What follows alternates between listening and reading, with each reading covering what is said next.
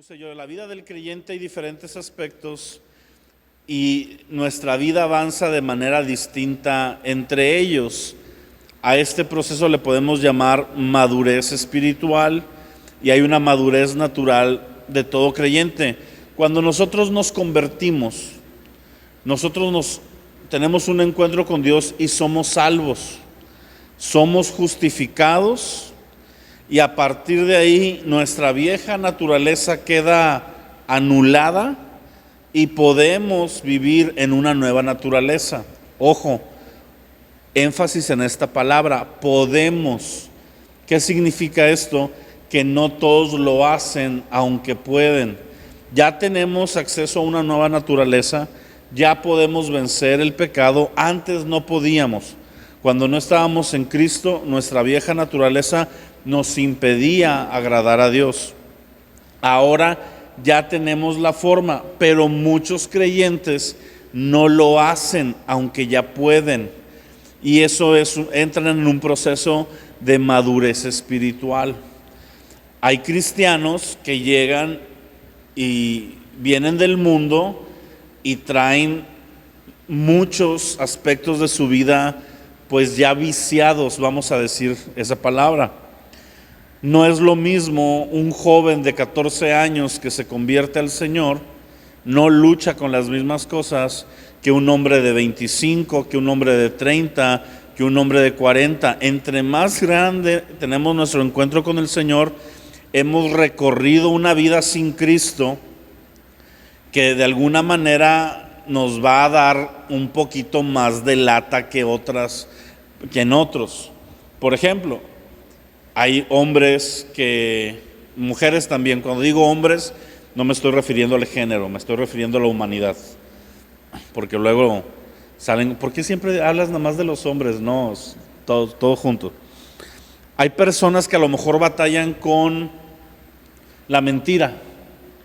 Su vida continuamente antes del Señor se regía por mentiras profundas y mentiras piadosas. Hay gente que miente en automático sin necesidad de mentir, como que ya le sale así por exagerar, ¿no? Nosotros teníamos un amigo que le decíamos el león, porque aquí en Victoria a los que mienten les dicen, eres bien león. Es una frase muy victorense de mi época. También me he dado cuenta que ya estoy ruco porque ya no usan las mismas frases. En Tampico dicen, ese vato vende piñas, es bien piñero.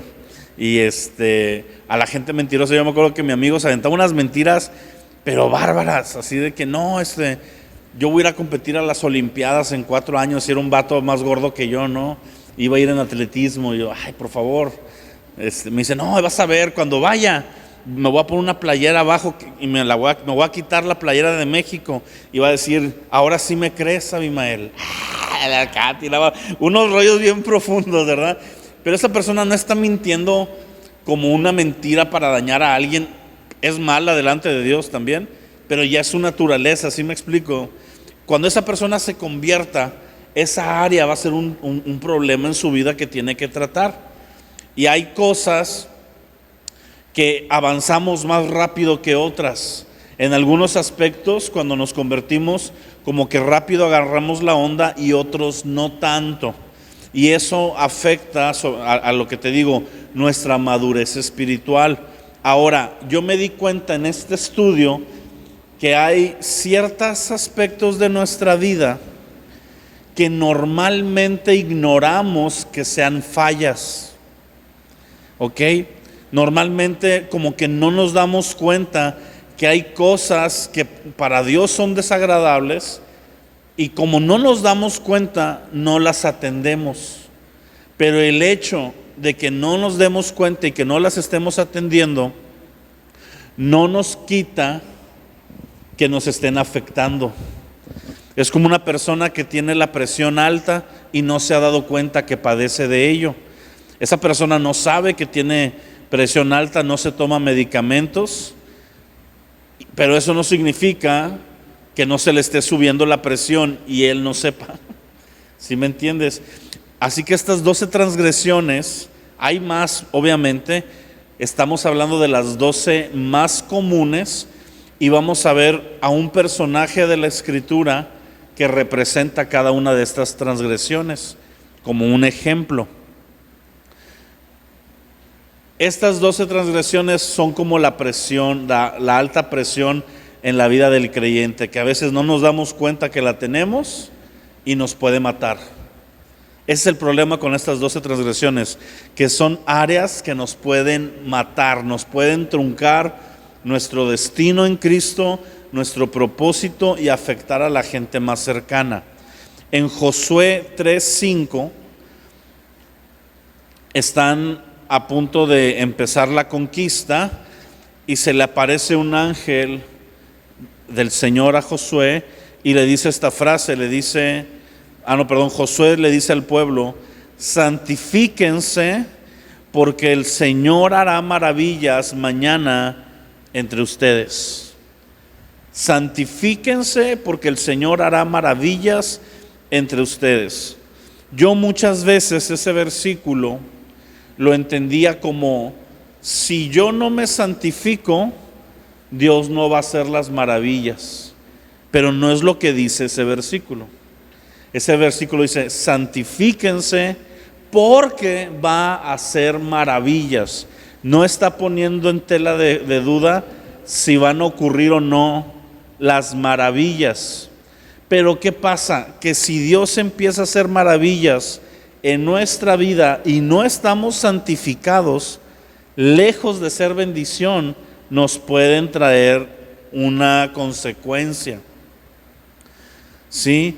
Uno de los errores más grandes que cometemos, y fíjate, esta enseñanza la prediqué el domingo en Reynosa, un poco, una parte, es que cuando andamos en áreas que están mal en nuestra vida, pero vemos que Dios se mueve, podemos caer en un autoengaño de pensar que Dios está aprobando lo que hacemos.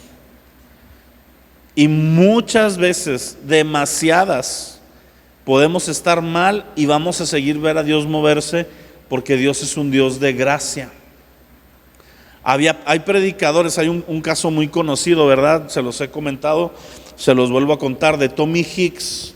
Tommy Hicks fue un predicador que Dios usó en Argentina en los 50 para traer un avivamiento a la nación.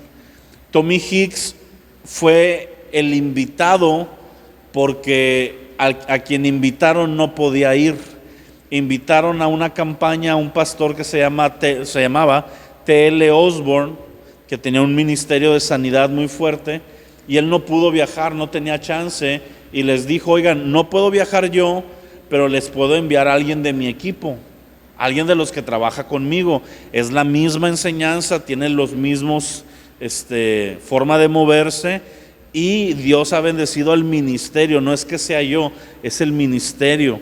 Y mandan a Tommy Hicks. Nadie lo conocía. Cuando Tommy Hicks llega, se empiezan a llenar los estadios. No te hago la historia muy larga. Empiezan a llenarse un estadio, luego tienen que rentar uno más grande y uno más grande, hasta que rentaron el estadio más grande de Argentina en ese entonces. La gente se quedaba afuera del estadio, ponían bocinas afuera para que la gente pudiera escuchar la predicación porque se llenaba. Todo esto, hay un libro que se llama El Avivamiento de Argentina, luego lo pueden conseguir. Sergio Scataglini, el que escribe este libro, estaba bebé en ese avivamiento. Hay una foto donde su papá, el papá de Sergio Scataglini, está con Tommy Hicks en la plataforma, porque eran de los pastores asociados, y está Sergio Scataglini de bebé. Es como si viniera Fernando Sosa a pasar un avivamiento aquí, se toma una foto con Saulito, y luego en años, Saulito ya en sus 60, 70 es predicador, así de esas. Y estaba entonces, dice este libro, cuenta un testimonio que en una ocasión llegó tarde por el tráfico y lo metieron cargando porque ya no podían literal pasar, y que conforme él pasó cargado por la zona de los paralíticos, las lámparas pegaban, y conforme iba pasando la sombra de Tommy Hicks, se iban sanando los enfermos, los paralíticos. Bueno, Tommy Hicks murió de cirrosis. Tommy Hicks era alcohólico. Y tú dices: no entiendo. ¿Cómo puede ser que un hombre que Dios usó tanto tuviera esto? Pues sí puede ser, eso es el peligro. Y seguramente, digo, yo no soy Tommy Hicks, pero seguramente parte de lo que lo hacía mantenerse en ese estilo de vida es que Dios se movía. Es ver a Dios actuar, usar tu vida y caer en el engaño de decir, Dios me está bendiciendo y está de acuerdo entonces con lo que yo hago. No es tan malo, no ofende tanto a Dios. ¿Ok? No sabemos si Tommy Hicks está en el cielo o en el infierno, eso es cuestión de Dios. Es un pecado y la sangre de Cristo cubre todos los pecados, pero si llegó al cielo, te aseguro que va a dar cuentas de su vida como quiera. Entonces, en Levítico 10:3 está la historia de los hijos de Aarón que ofrecieron un fuego extraño. ¿Sí? Dice que ellos ofrecieron un fuego extraño. Con fuego extraño, la Biblia se refiere a un fuego diferente a... Estás haciendo un ruido raro la bocina aquella. A la forma en la que Él lo pidió. Dios estableció normas en el tabernáculo y estos dos hijos de Aarón, que eran sacerdotes por familia, dijeron, pues vamos a ofrecer esto que no es lo que Dios pidió, y Dios los mata. Cae fuego de Dios y los consume. En eso está Levítico 10:3 y dice, entonces dijo Moisés a Aarón, si es necesario apaga lector, no pasa nada. Esto es lo que habló el Señor diciendo, en los que a mí se acercan me santificaré y en presencia de todo el pueblo seré glorificado. Y Aarón cayó. O sea, ya Aarón no pudo reclamar qué onda con sus hijos. En los que a mí se acercan, dice Dios, me voy a santificar. Es decir, voy a dejar caer mi santidad. La santidad de Dios es la gloria misma de Dios. Cuando Dios le habla a Moisés, le dice, Moisés, quítate las sandalias porque el lugar que estás pisando es santo. Ahora, ¿por qué era santo ese lugar? Porque Dios estaba ahí. Ese lugar días antes era un lugar común y corriente. Moisés había pasado por ahí. Pero en ese momento que Dios se estaba manifestando como un fuego sobre la zarza ardiente, entonces ese lugar era santificado por la presencia del Señor. Así que tenemos que entender que aunque hoy en día se predica mucho de gracia, también tenemos un Dios santo. Y la gracia y la santidad van de la mano. Necesitamos la gracia para vivir en esa santidad. Pero no podemos vivir deliberadamente sin que nos importe vivir vidas santas solo porque Dios tiene gracia. Son dos conceptos distintos.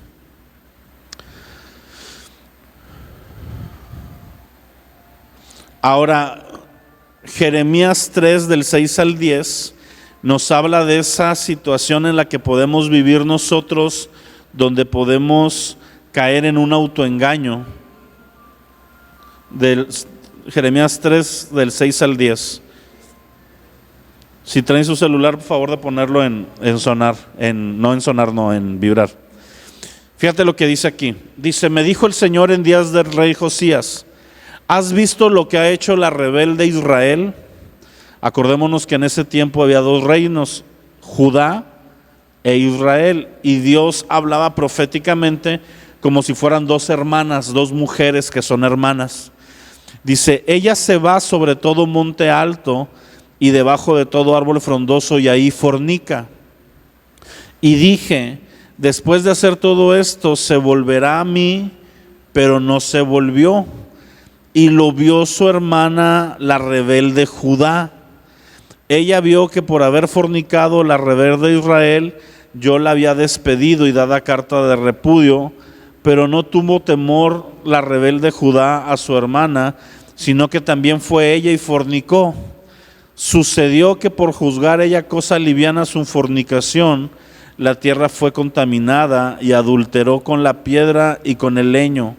Con todo esto, su hermana, la rebelde Judá, no se volvió a mí de todo corazón, sino fingidamente, dice el Señor. Está poniendo el ejemplo de las dos y como una, perdón, Jeremías 3, del 6 al 10.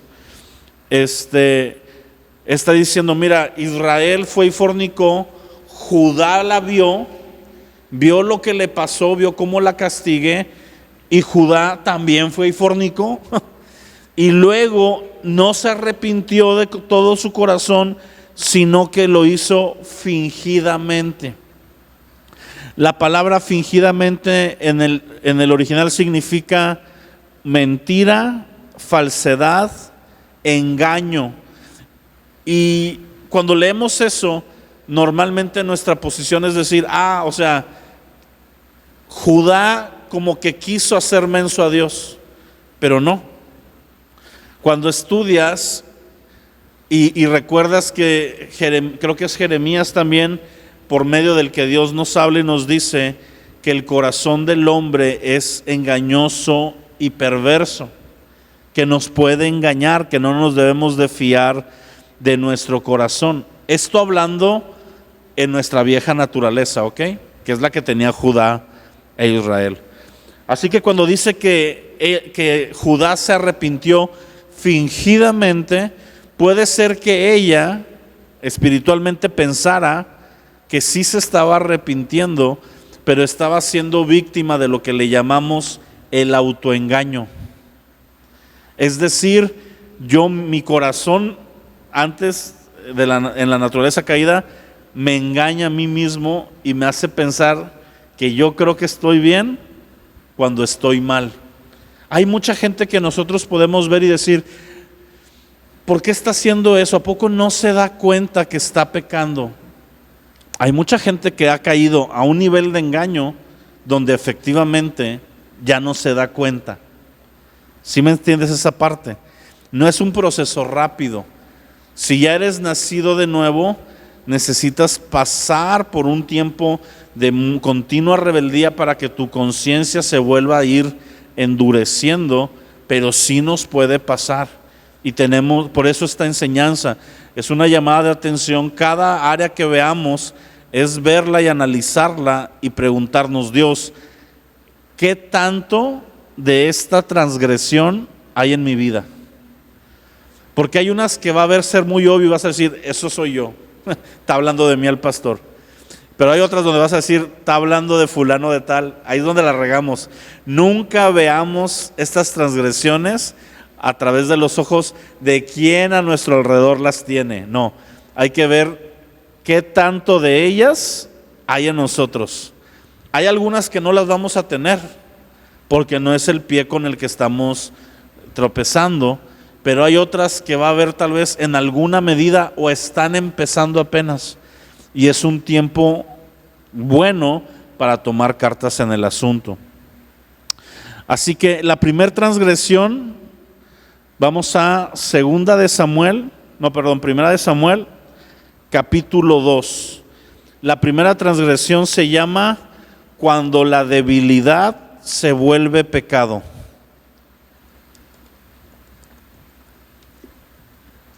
Te recuerdo que todo eso te lo voy a mandar por PDF. Y el personaje que vamos a estudiar como parte de esta transgresión es Elí, el sacerdote de la época del nacimiento de Samuel. Primera de Samuel 2. Vemos que Samuel nace, ya sabemos la historia, su mamá cuando la debilidad se vuelve pecado.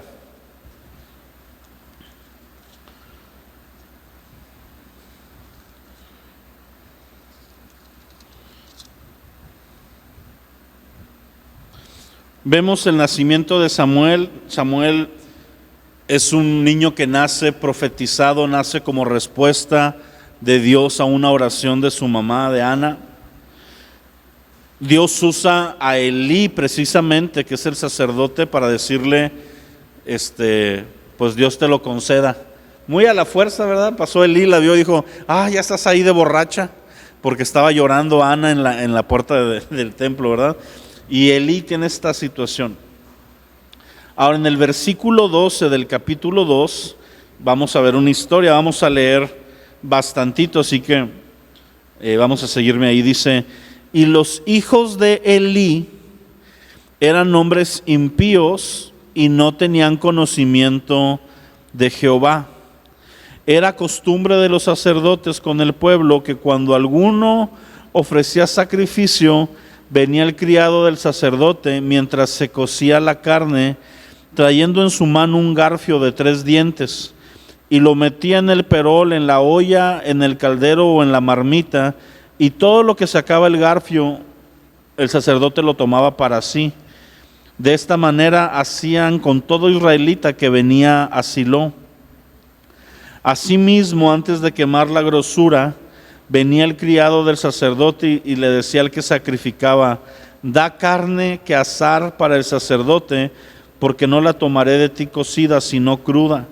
Si el hombre le respondía, quemen la grosura primero y después toma tanto como quieras, él le respondía, no, dámela ahora mismo, de otra manera yo la tomaré por la fuerza. Y era muy grande delante del Señor el pecado de los jóvenes, porque los hombres menospreciaban las ofrendas del Señor. El joven Samuel ministraba en presencia del Señor, vestido de un efod de lino, y le hacía a su madre una túnica pequeña y se la traía cada año cuando subía con su marido para ofrecer el sacrificio acostumbrado. Hasta ahí vamos a leer y ahorita continuamos. Los hijos de Elí estaban pecando. Ellos eran por herencia, eran parte del sacerdocio. Y el sacerdote, los levitas, tenían derecho a comer de la carne que se sacrificaba en el altar, pero tenía que ser la carne, las sobras, vamos a decir.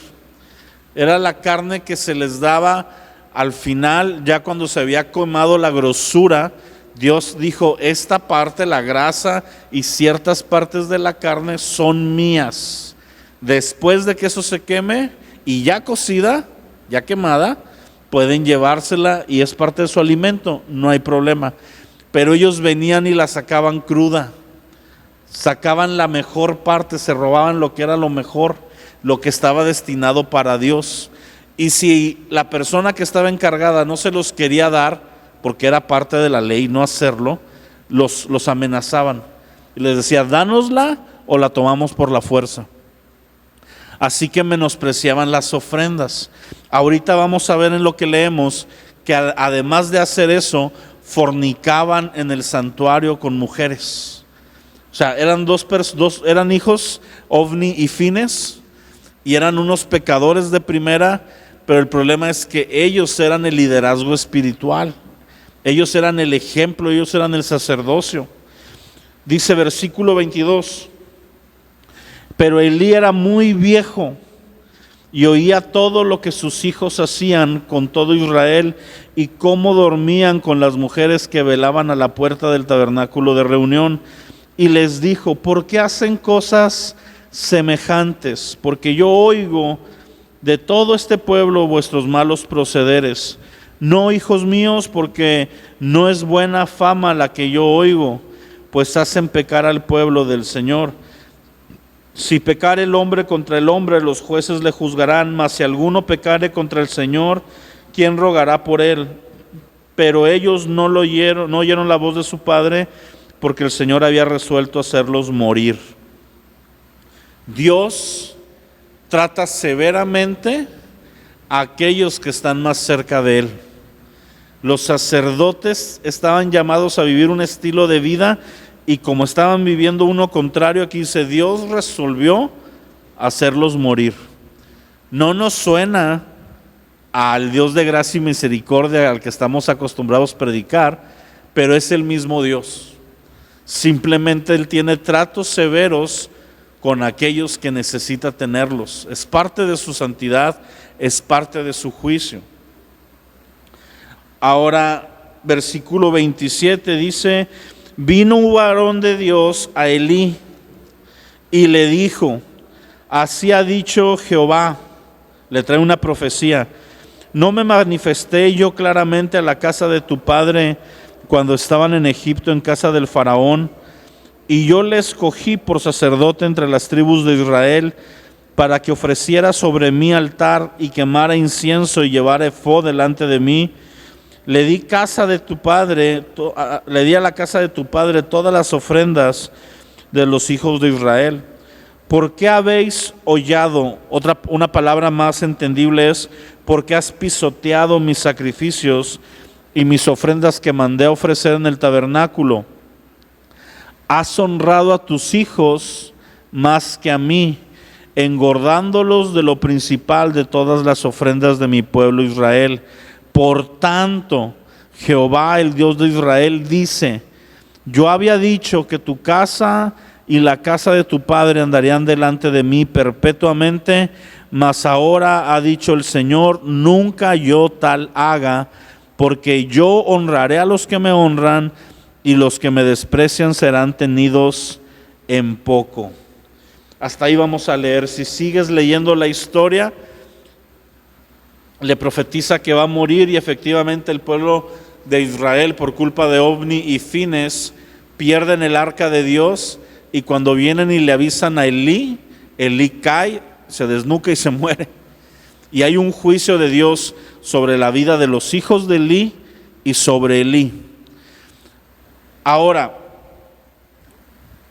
¿quiénes estaban pecando? No, pero en la historia, ¿quiénes eran los pecadores? Los hijos de Elí. ¿Por qué Dios reprende a Elí?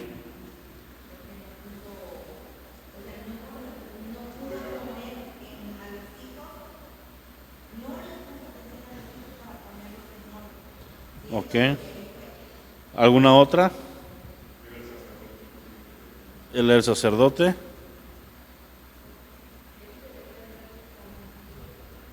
Él debería que, perdón. Ok. Pues sí, básicamente es esto. Ahora, ojo, no sabemos qué tanto Elí les enseñó o no les enseñó, pero lo que sí vemos es que Elí, dicho en la palabra, honró más a sus hijos que a Dios. Es decir, no tuvo el celo por Dios que debió de haber tenido al ver que sus hijos estaban pecando, y no los reprendió de la manera correcta. Porque sí vemos una pequeña reprensión ahí, pero es una reprensión hasta cierto punto timorata, una reprensión pues de las que no te reprenden realmente, ¿no? Y Dios trata directamente con él. Dios mata a los hijos de Elí, pero juzga a Elí también. Nosotros pudiéramos haber dicho: no, es que pues, tendría que haber juzgado nada más a ellos, pero como Elí era la máxima autoridad, Dios trata con la autoridad cuando la autoridad no ha hecho su trabajo. Ojo, hay una frase en un libro de John Bevere que me gusta mucho, desde que la conocí siempre la repito, y la frase dice así: si no usas la autoridad que te ha dado Dios, alguien te la quitará y la usará en tu contra. Si tú cedes tu autoridad, que fue lo que le pasó a Adán, le cedió la autoridad al diablo cuando pecó, y por eso el mundo entero está bajo el maligno. Por eso Jesús tuvo que venir a ganar la victoria, para ahora darle la autoridad ya no a un hombre sino a la iglesia.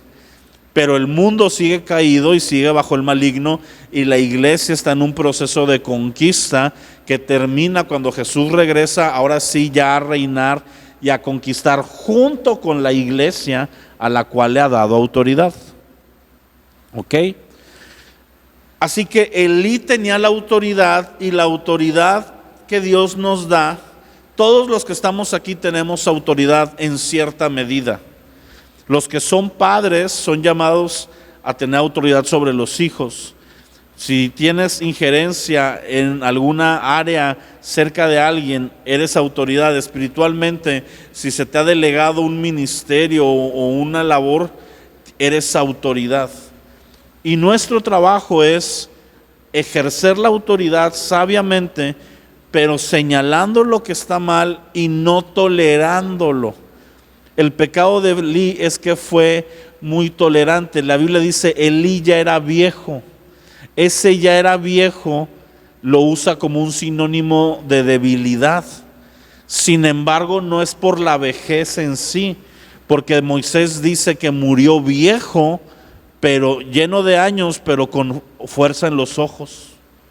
Es decir, Moisés murió viejo de edad, pero con su autoridad bien puesta.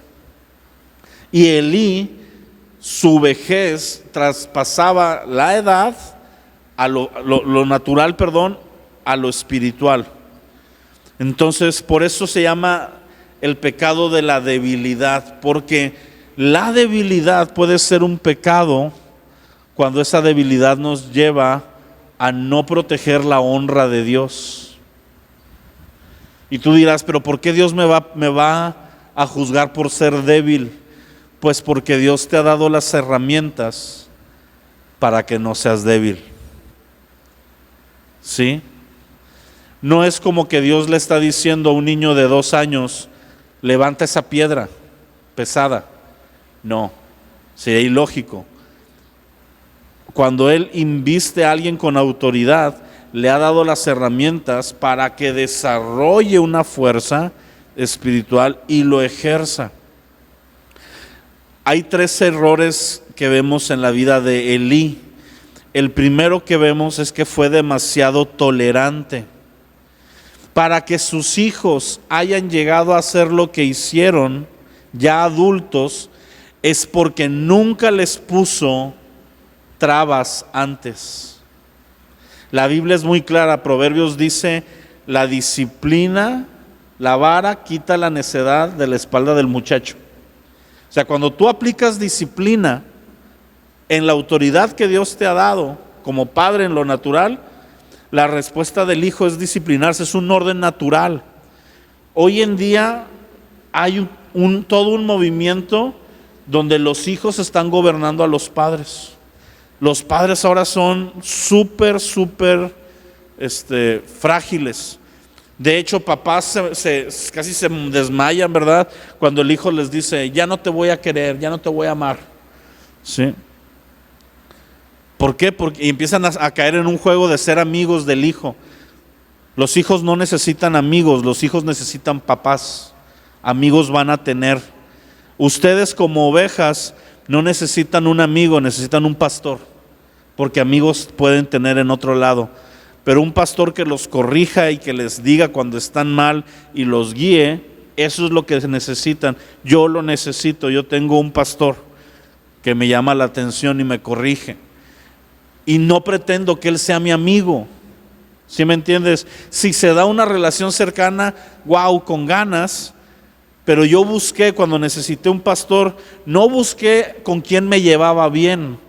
Había al menos 2 o 3 hombres que llenaban la calificación de poder pastorearme, pero que yo los veía de alguna manera como muy cercanos, como muy amigos, y fue parte de por qué tomé la decisión de que fuera el pastor Rodolfo. Porque el pastor Rodolfo yo lo veía como una figura de autoridad, pero no de amigo. ¿Sí me entiendes esa parte? Y había otros con los que me llevo, platico, de repente hasta bromeamos. Con el pastor Rodolfo nunca le hago una broma, nunca le hago una burla, ¿sí me entiendes? No le tiro carrilla, porque hay ese grado de autoridad y de honra. Entonces parte de lo que yo busqué en su momento fue por eso, porque es lo que necesitamos como creación. Como hombres caídos necesitamos un Dios que por medio de la autoridad que Él ha establecido nos discipline. Elí tenía hijos y no los corrigió, fue muy tolerante, fue dejando que avanzaran. Y cuando los quiso corregir, ya no pudo. En el libro de Apocalipsis hay una de las 7 iglesias a las cuales Dios le dice: conozco tus obras y tu arduo trabajo, veo que le echas ganas, veo que has tenido paciencia, veo que tus obras postreras son mejor que las primeras. Cuando tú vas leyendo eso dices, esta iglesia está con ganas. Pero luego les dice, pero tengo contra ti unas pocas cosas. Y le dice que toleras a esa mujer llamada Jezabel, que ha invitado a mis siervos a fornicar, le he dado tiempo de que se arrepienta y no ha querido. Por tanto, voy a traer un juicio, caerá en cama ella y aquellos que con ella fornican. Pero le dice a la iglesia, has tolerado, has permitido. Parte del pecado de Elí que nosotros tenemos que llamar atención es que hemos tolerado en nuestras vidas que no está bien, pero lo hemos dejado que se quede. A veces podemos estar tolerando fallas en nuestro carácter y las minimizamos. No, pues me enojé, o maldije, o caí en alguna tentación. Pero bueno, ¿quién no cae? Pero bueno, pues es poquito, no es siempre. Y esa actitud, tal vez es cierto, no es siempre, pero si te lo permites hoy, va a ser más fácil permitírtelo pasado mañana otra vez. Y luego ya no es cada 2 días, ya es diario. Y para cuando te das cuenta, ahora sí estás bien amarrado a algo que tú sabías que no debías permitir. Somos permisivos y eso Dios nos llama a no ser tolerantes.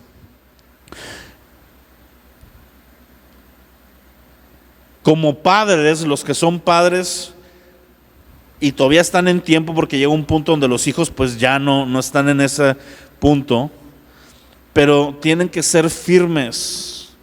Muchos de los pecados de los hijos, aunque Dios los va a tratar con los hijos porque no están exentos, se hubieran solucionado si los padres no fueran permisivos. Yo me acuerdo que a mí me decía una persona, es que mi hijo no me hace caso. Le digo que llegue a las, por poner un ejemplo, a la 1, llega a las 3, a las 4 de la mañana. Le dije, ciérrele la puerta con llave y no lo deje entrar si no llega a la 1. ¿Sabes qué me dijo la mamá? Ay no, ¿cómo cree? Pobrecito, se va a dormir afuera. Pues sí, pues de eso se trata. Que llegue, que vea que llegó más tarde y que tenga una consecuencia. Pero si usted le dice que llega a la 1 y él llega a las 3 y además le abre y además lo tapa para que se acueste y además a las otro día a las 11 de la mañana, ya que se despertó por fin después de la desvelada, le hace de almorzar lo que él quiere y se lo sirve en la cama, pues ese niño no está, ese joven no está aprendiendo disciplina. Yo les he contado, creo, en Puebla conocí a un hombre, me hospedé con él en un congreso que fui, y él me dice, pastor, quiero su opinión aquí enfrente de mi esposa. Y dije, ay, en la torre, ¿no? Con uno voy a quedar mal. O con él que me lleva al congreso, o con la esposa que me da de comer. Pero a ver si me voy a quedar sin ray o sin comida. Vamos a ver. Y me dice, lo que pasa es que mire, yo me convertí, tenía un poquito de convertidos, como 2 años. Me convertí hace 2 años, yo fui el primero que se convirtió, luego ya empezó a ir mi esposa. De los casos raros, casi siempre se convierte primero la mujer y luego el hombre, o juntos al menos. Aquí se convirtió él y él fue el que llevó a la familia. Dice, y total que mi hijo no se convertía. Y mi esposa está enojada porque lo corrí de la casa. Y le digo, ¿y por qué lo corrió? Dice, lo corrí porque yo le dije que mientras él viviera en esta casa no podía tener esas actitudes. ¿Qué actitudes tenía?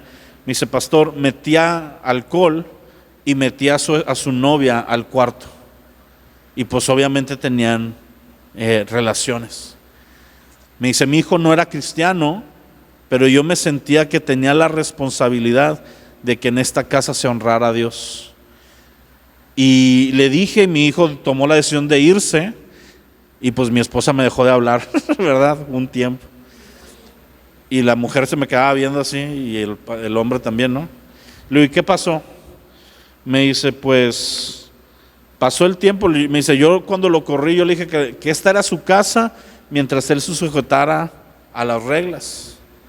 Pasó el tiempo, pastor, y como a los 4 o 5 meses ya regresó arrepentido. Dios habló a su corazón y todavía no se convierte, pastor, pero honra la casa y ya empezó a preguntar algunas cosas de la iglesia. ¿Hice lo correcto o fui demasiado duro? Le dije, no, mire, le digo, no uso sombrero, pero si lo usara me lo quitaría delante de usted. Hizo lo mejor que pudo haber hecho, porque eso es lo que se necesita. Y la esposa, no, pero ¿cómo? Pues que es el hijo. Sí, pero primero es Dios. El pecado de Elí era, honraste más a tus hijos que a Dios. Preferiste que si se iba a enojar o Dios o tus hijos, preferiste que se enojara Dios. Y Dios honra a los que le honran. Como padres de familia, los que sean padres tienen que hacerlos. Como jefes, yo tuve que mandar a descansar varias veces a mis trabajadores porque llegaban 20 minutos, media hora, 1 hora después. Magali, a ti te tocó, ¿no? Que yo no estaba y te dije, ya no les des las llaves. Ya no les yo estaba de viaje, Magali le tenía que entregar las llaves del carro, les dije 1 hora, no llegaron, no les dé las llaves y ese día van a perder el trabajo. Y yo no voy a ganar dinero tampoco, pero no voy a permitir con esas actitudes que lleguen a la hora que quieran. No sé si me entiendes. Hay que ser poco tolerantes. Tampoco se trata de que la persona venía, traía a su hija enferma y llegó tarde. No. Pero pues repórtate, háblalo, platícalo. Hay que ser tolerantes con lo que se debe de tolerar. Luego nos podemos agarrar la otra línea y no, aquí todos a tal hora. Oye, pero es que hay que ver por qué pasó. La mayoría de las veces no tienen una buena razón. Otras veces sí. Pero Elí fue muy tolerante, fue permitiéndolo. Y el monstruo les creció. Al punto que cuando él los reprende, fíjate lo que les dice: no hagan eso porque tienen mala fama. No les dijo, no hagan eso porque ofenden a Dios. O sea, lo que le importaba era la fama, lo que la gente dijera. Mira, casi lo que le está diciendo, pues si vas a pecar, pues que no se enteren. ¿No? Casi. Ahora, Elí, el segundo falla fue demasiado tímido. Tímido tiene que ver con estar intimidado. Dejó que su amor por sus hijos lo atara de manos. ¿Sí? La autoridad que tenemos fue diseñada, para que la ejerzamos en amor y gracia, pero se tiene que ejercer. Y estamos hablando sobre nosotros mismos también. El tercer punto que falló Elí es que actuó demasiado tarde. Vemos que su reprimenda es ya en un punto de la vida de sus hijos, donde sus hijos ya hacían lo que querían.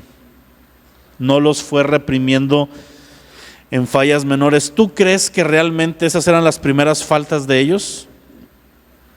Claro que no.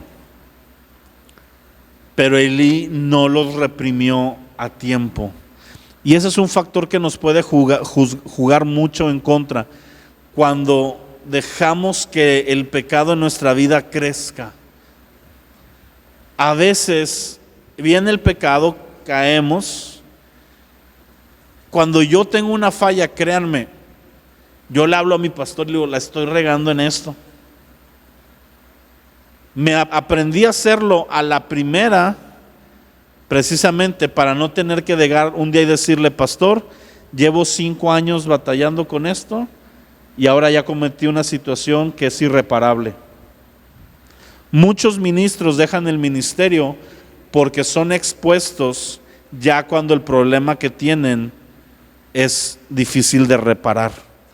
Ya cuando usaron mal las finanzas, ya cuando cometieron un adulterio, ya cuando hay incluso un niño por ahí formándose en una relación fuera del matrimonio, donde ya tienen que exponerlo porque se va a exponer, no porque quieran ellos gracia y misericordia. Entonces, si a la primera vamos, nos ahorramos el proceso de dejar que crezca. Y muchas veces caemos en este error de decir, pues mi vida la trato yo con Dios. Hay cosas que nosotros es directo con Dios y hay cosas que no es para que Dios nos perdone, pero es para que nos ayuden a salir de ahí, donde podemos ir con otras personas maduras en la fe, que normalmente es nuestro pastor o algún líder sobre nosotros, pero con la gente que estoy hablando, que es la base de la iglesia, pues normalmente ustedes serían los líderes. Entonces, yo tengo amigos, pero el que tenga un amigo no sustituye a mi pastor. O sea, yo le cuento a Enoch mis luchas, pero no me escudo en que, ya le dije a Enoch. No, Enoch es mi amigo, es igual que yo en el rango de autoridad. Yo necesito exponerlo con alguien más. Y a veces es el pastor, a veces es Marco, que el pastor le ha dado esa delegación para que cuando él no esté me pueda acercar con él. Pero el punto es tratar de ir cuando es rápido, ¿sí? Cuando te das cuenta que anda la primera cucaracha ahí en la casa, ahí hay que fumigar. No cuando entras y ya cruje todo el piso en la noche, de que andan miles y no está la luz prendida y ya pisaste bastantes. Ok, termino con esto. Les voy a dar varias situaciones que aprendemos a lo largo de la historia de Elí. Número 1, aprendemos que Dios hace responsables a los líderes. Mira, Samuel es todo lo contrario. Samuel, sus hijos tampoco siguieron al Señor. Pero Samuel, cuando se despide de Israel, que ya va a reinar Saúl, les dice, ¿tienen algo que puedan señalar contra mí?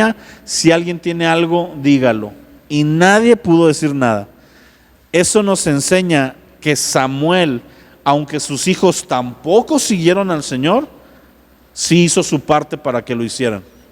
Ya si sus hijos no quisieron, pero no fue por culpa de Samuel, no fue porque él no los reprendió o porque él los protegió.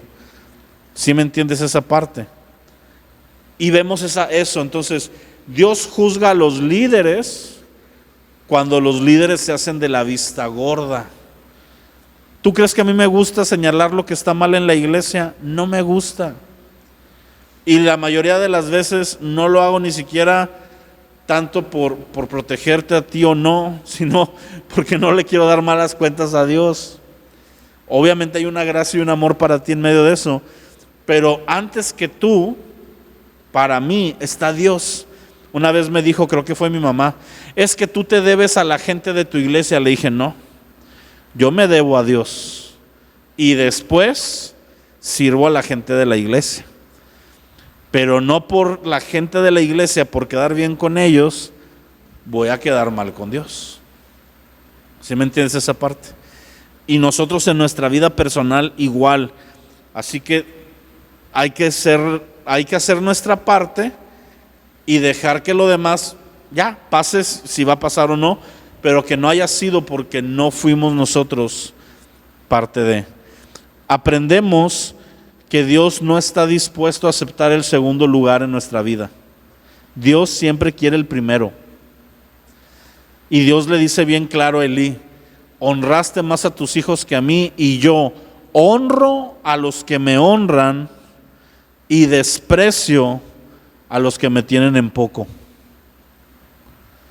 Cuando tú honras a Dios, mi amado, en cualquier área, ¿cómo es honrar a Dios? Es hacer lo que a Dios le agrada, porque Dios vale para ti lo máximo.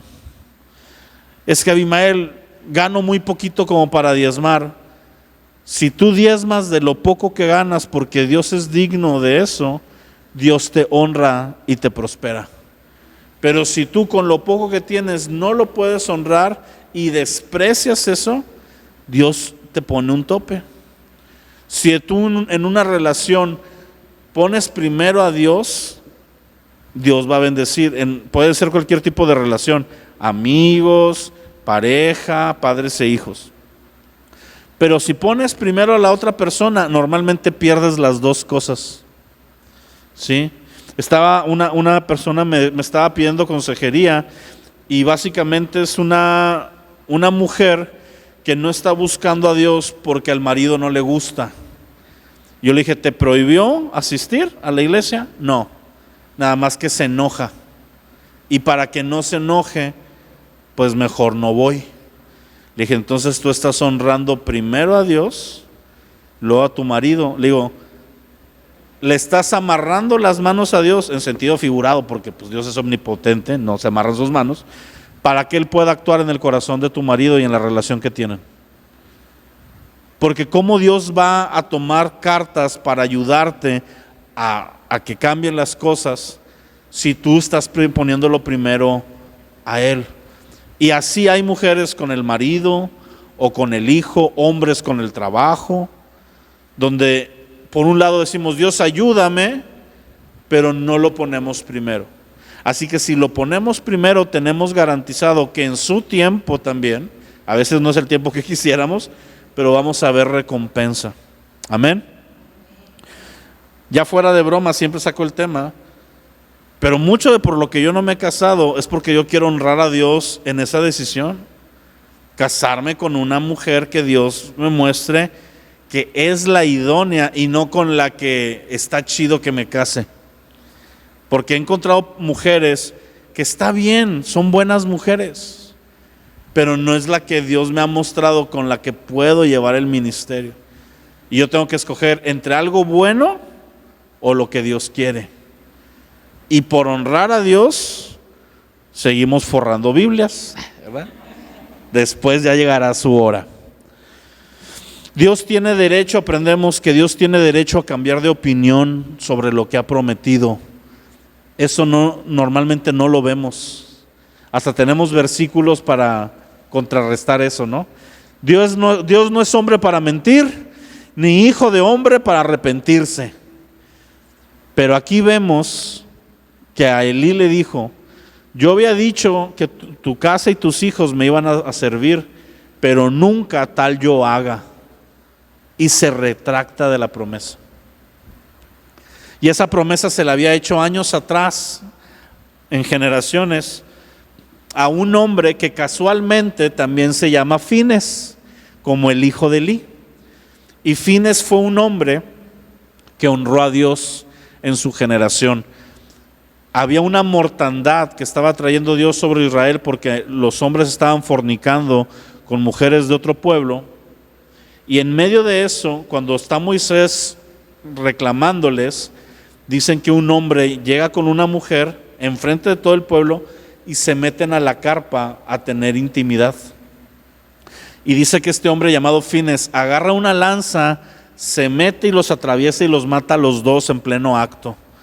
Y Dios le habla y le dice, por cuanto hiciste lo que yo hubiera hecho. En una traducción dice así, en otra traducción dice, porque actuaste con el mismo celo que yo habría actuado. Nunca se apartará de tu casa el sacerdocio. Pero luego llega estos otros mensos y Elí que no le reprende y Dios dice, ya no voy a cumplir lo que había prometido. Así que con cuidado, yo no te estoy diciendo que a la primera de cambio Dios se desentiende, no. Esto fue una situación progresiva, fue la vida de los hijos desde pequeños hasta el clímax de la maldad. Pero muchas veces lo que Dios nos ha prometido podemos o aplazarlo o perderlo si nosotros mantenemos esta actitud. Dios puede hallar un sustituto. ¿Quién fue el sustituto? Samuel, que ni siquiera era de la casa de Aarón, y no para ser sacerdocio, pero para que viniera la palabra de Dios al pueblo. Cuando Dios desecha a Saúl, en el libro de Hechos dice, quitado este, levantó a David un hombre del cual dio testimonio diciendo, este hombre hará lo que yo quiero. Así que quitó a Saúl y puso a David. En el libro de Esther es quitada Basti y es puesta Esther. Así que Dios puede encontrar sustitutos cuando nosotros crónicamente alargamos una situación. Es parte, siempre este punto es de los que a mí más me hacen orar y decirle: Señor, no me permitas ser removido por terco. Ayúdame a que cuando la esté regando darme cuenta. Si no me estoy dando cuenta, señálamelo, pero no me dejes llegar a este punto. Terminamos viendo que la falta de liderazgo provoca que la gloria sea traspasada. Como hubo falta de liderazgo de Elí en las cosas santas, el pueblo ya veía el arca de Dios como un amuleto, ¿sí? Y dijeron: vamos a traer el arca para ganar, y que se la quitan los filisteos. Y a ese momento bíblicamente se le llama Icabod. El arca de la gloria de Dios fue traspasada o fue caída. En Romanos 1, del 20 y tantos en adelante, dice que los hombres dejaron de lado la gloria de Dios por adorar a la creación en vez del Creador. Cuando le quitamos la honra a Dios, su gloria es traspasada. Y ya para terminar, 4 puntos que nos ayudan a no caer en esta transgresión. La primera: hay que aprender a tener una relación pastoral y saber rendir cuentas. Esa es de las que más nos ayudan. Te voy a decir por qué. Porque la gran mayoría de las veces hay cosas en nuestra vida que no están bien, pero nosotros no tenemos la capacidad de verlas. Pero ¿sabes quién sí las ve? Nuestro pastor, aparte de Dios. Si yo me acerco con mi pastor y le digo: Pastor Rodolfo, ¿en qué cosas cree usted que debo de mejorar? Te aseguro que me va a decir una listita. Aunque yo pienso y creo que ando haciendo las cosas bien. Mira, lo primero que va a decir es: ya cásate, mano. Eso va a ser lo primero que va a decir, pero ya después, yo sé que hay cosas que tengo que mejorar. Ahora, hay muchas que a veces no sabemos. Por eso David oraba y decía: muéstrame las cosas que me son ocultas. Entonces sí, lo puedes orar, pero gente a tu alrededor con autoridad espiritual, a veces no nada más el pastor, pero por eso dice tener una relación pastoral. O sea, una relación pastoral puede ser con un amigo sin que él sea tu pastor, pero que te ayuda a ser pastoreado. ¿Sí me entiendes? No estoy diciendo que no debas de ir con el pastor, sino que hay más formas. El cuerpo de Cristo es un cuerpo donde nos pastoreamos unos a otros. Sí, en consiervos. Yo a veces veo amigos y le digo: oye, esto no creo que sea lo mejor que estés haciendo. Y es mi amigo, no soy su pastor, pero tengo la responsabilidad. Ya él sabrá si me oye o no. La gran mayoría de los que son mis amigos, pues sí me oyen, por eso siguen siendo mis amigos. Otros me dejan de hablar y ya digo: no, pues no le gustó, ya sé que no me puedo meter ahí. 2, esta es bien fácil: imitemos la vida de los hombres de fe y de Cristo.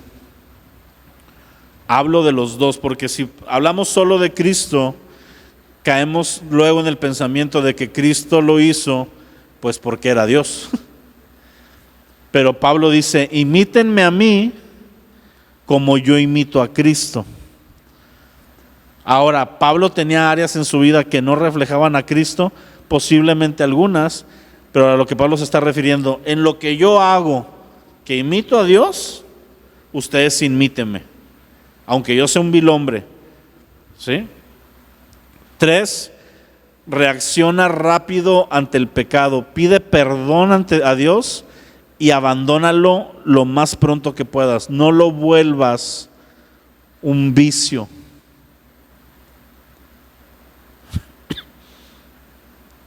Reacciona rápido ante el pecado. Estoy regándola, Señor, perdóname, y vamos a dejarlo. Y voy a tratar de de apoyarme con mis hermanos en Cristo. Y por último, lo que Pablo le dice a Timoteo. Pablo le dice a Timoteo: aviva el fuego del don de Dios que está en ti. Cuando tú y yo mantenemos una vida avivada con el Espíritu Santo, es difícil que caigamos en esta transgresión, porque esta transgresión normalmente se da por la ausencia de comunión, ¿sí? ¿Por qué? Porque cuando estás en fuego, si tú estás cerca del fuego, saltan las víboras. ¿Te acuerdas cuando Pablo regresa del naufragio y recoge leña? Y dice que cuando avienta la leña al fuego sale una víbora y lo muerde. Esa víbora venía entre las ramas camuflajeada, escondida. Así opera el diablo, se esconde. Pero el fuego lo pone en evidencia y salta. No se puede quedar ahí. Así que si mantenemos nuestra vida avivada con la palabra, con oración, con pasión, garantizamos que este pecado no se encuentre ahí. Además de las otras áreas que ya dije. Si hacemos esas 4 cosas, te aseguro, no va a ser una falla habitual. ¿Ok? Tal vez aparezca porque somos humanos y la regamos. El problema es cuando esto se vuelve parte de nosotros, al punto que nos estropea lo que Dios quiere. Amén.